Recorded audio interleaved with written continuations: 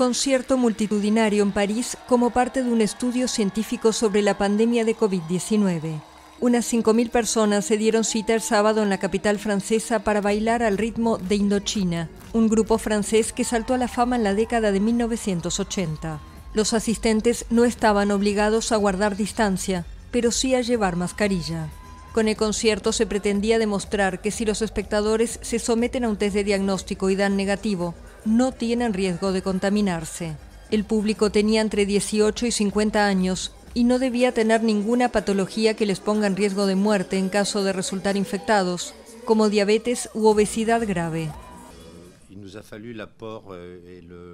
Necesitábamos el aporte y que los científicos aceptaran realizar el test para darse cuenta de una evidencia que necesitamos. El hecho de que haya personas frente a un escenario no es más peligroso que 4 millones de personas en el metro todos los días, con mascarillas y sin distanciamiento.